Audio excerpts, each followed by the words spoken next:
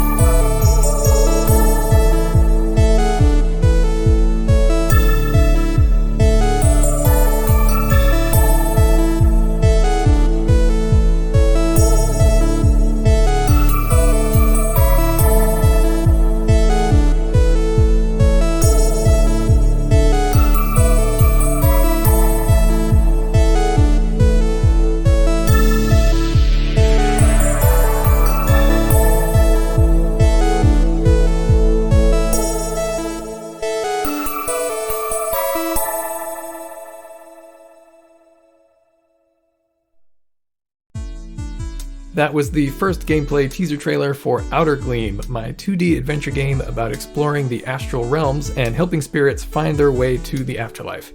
And if at any point you like what you see and you would like to help support both myself and the game, the Steam page is finally up and you can wishlist Outergleam right now. The link is in the description. In terms of my inspirational influence, you could think of it as a little bit of Journey, Bastion, Limbo, and Hyper Light Drifter, but with an HD 2D art style. I'm developing the game in the Godot engine, and in this first devlog we'll be taking a look at the current state of the game, including level design, interaction with the world, the combat, the story, as well as any future plans that I have for the game.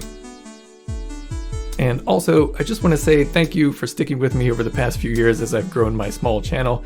I really appreciate any feedback that I receive, and I'll always appreciate it if you let me know what you think in the comments below. So, one of the first things that I noticed while doing YouTube tutorials and research was that it seems like a majority of indie devs' first game is done using pixel art. And while pixel art is great, I really felt that it would help my game stand out if it had a more distinct art style. Since my day job involves using vector illustration software, and I've been doing vector illustration as a personal hobby long before I got into game development, I immediately realized that this was the direction for my game's art style to go in.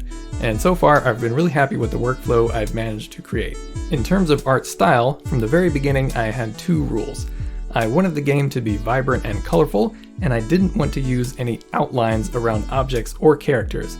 And so I tried to stick with that with each character and object that I sketched out. It took me a few rounds of iteration to come up with the basic feel for the main character, as well as the objects in the world, and so far I think the art style works, although I am going to try to make it even better over the course of this devlog series. In Outergleam, whenever you enter or exit a level, you do so through an astral doorway, and this theme of entering and exiting through mystical doorways is one that plays into the main story of the game. In addition to entering and exiting levels, other doorways will allow you to fast travel around the levels themselves. And as you progress through the game, you will be able to unlock new levels and new points within each level to travel to. In terms of design, I've always loved the way you enter and exit paintings in Super Mario 64, so you can probably see clearly the inspiration for this effect. Each door leading you to a new level will also have its own animated preview, but I'm still working on those, so for now they're just placeholders. The glowing flowers you can see around the doorways are something that I wanted to include as an interesting visual motif throughout the game. So anytime the player sees those flowers, they get the idea that some form of travel to a new area might be possible wherever they show up. And also, speaking of Mario 64, the idea of a hub world that you can use to travel to different levels at your own pace is something that I drew inspiration from as well. Here's how players select the level they want to travel to and explore from the main hub world for the game. I currently have plans for 8 different levels the player can travel to, and each one has world-building lore to discover, collectibles and secrets to find, characters to meet, and bosses to fight. Each level also corresponds to a position on the Earth, which is why you can see it rotating in the background as you choose where you want to go next. For each area of the game, I also want to incorporate the concept of liminality into its level design. A liminal space is basically an intermediate or transitional space, and it gives you a certain strange feeling that is both a mix of calmness and uneasiness. And I want to try to incorporate that feeling into my art style and level design because I think it really fits with the otherworldly vibe that I want to give players of this game. There are other characters wandering around the hub world too, and over the course of the game, more characters will show up after you complete certain tasks. I wanted players to be able to speak with pretty much every character they see because I think that adds to the immersion of the world, and I can always add story details and lore to character dialogue to help with world building. The game's main characters will be there to help you throughout the game, and they'll have more of an impact on the story. And one of them is a character I call the Astral Librarian. He's sort of a mix between a peacock and an ibis, at least in terms of his design right now. I'm planning on having him give you world building details and lore, hints about what to do if you get stuck in any of the levels that you're exploring, and he will even be able to make certain items for you if you bring him enough of the game's currency, which brings us to the next core component of the game. Just like I feel that being able to speak with every character you see enhances immersion and world building, being able to interact with all different kinds of objects in the game's world, even if it doesn't have anything to do with the overarching story, does the same thing. So in Godot, I created a flexible system that allows you to interact with pretty much anything that looks like you can interact with it. I can set whether or not to use a notification or a hotspot, and finally I can customize the color to match the object it's attached to. And now you can pretty much touch everything that you see. No touching. No.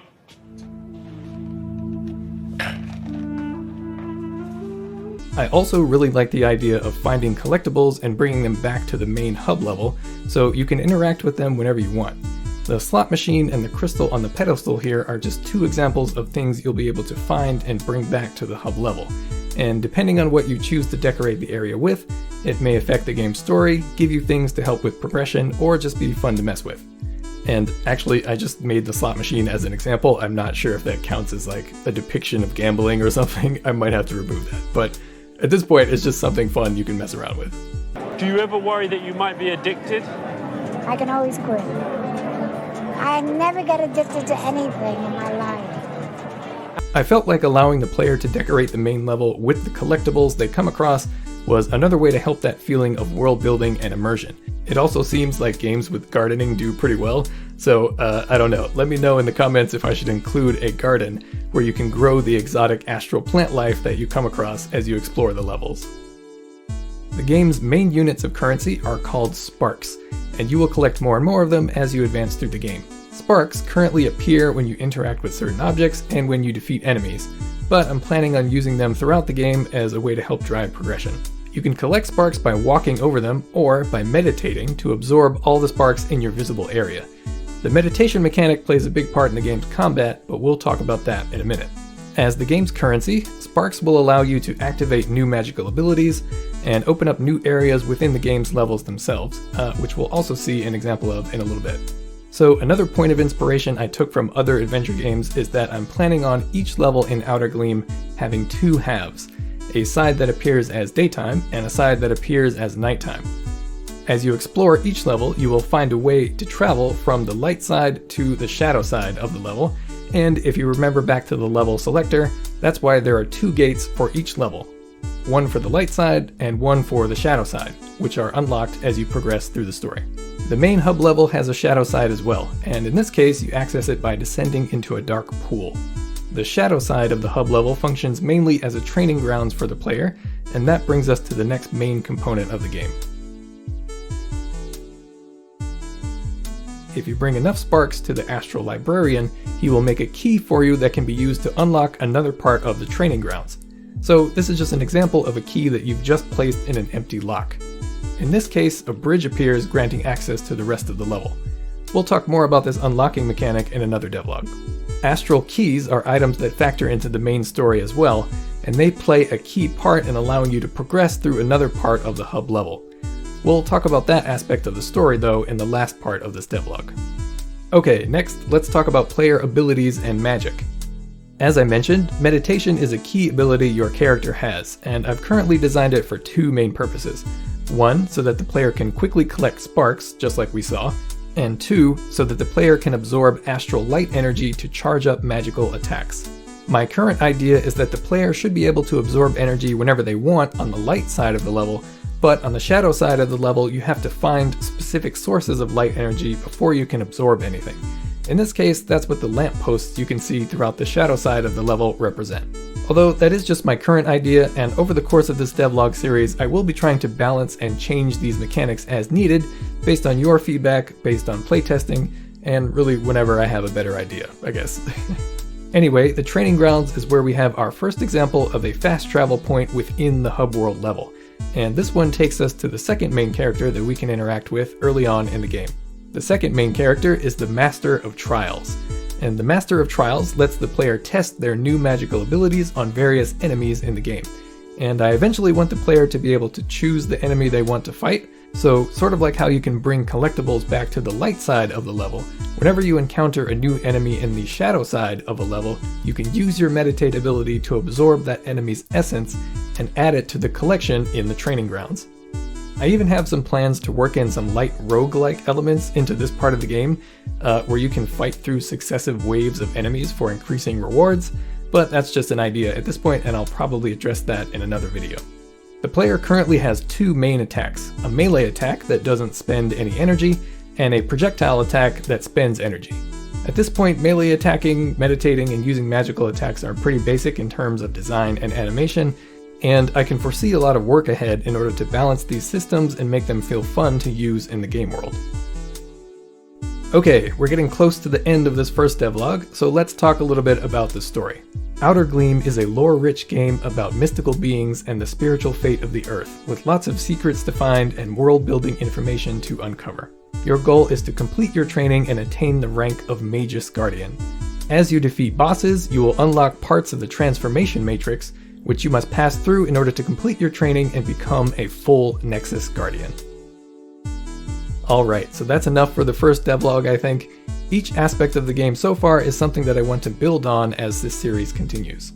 I'm planning on releasing the first game on Steam, and eventually on consoles, and since Godot has built-in support for Linux, and I happen to own a Steam Deck, I will be experimenting with optimizing it for each of those platforms as well. So far, it runs perfect on the Steam Deck, but for example, the Nintendo Switch is less powerful, so I'll have to find a way to test on more diverse hardware as I keep adding more content to the game.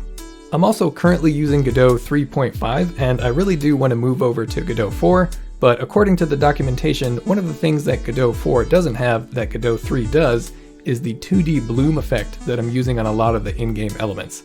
It's probably going to be restored at some point in the future in an update, but it is something to consider for me if it's going to impact the visual feel and level design of parts of the game. Other than that, in moving to Godot 4, I may actually rebuild the entire game from the ground up so that I can reorganize the project and it can feel more like I'm starting with a clean slate in a new version of the engine. And one final thing, I did a previous video experimenting with AI art by putting my own drawings through Stable Diffusion to see what would happen. As I stated then, that was really just an experiment and no AI was or will be involved in the making of Outergleam. I will continue to do artwork and sound myself, except for probably needing to buy good music at some point eventually, from an actual person. Anyway, a link to the Steam page is in the description if you want to wishlist the game, and I'm glad I finally made it to this point. Thank you so much for getting this far in the video if you're still here, and I hope to see you going forward in 2024. Thanks everyone, and I will see you in the next one.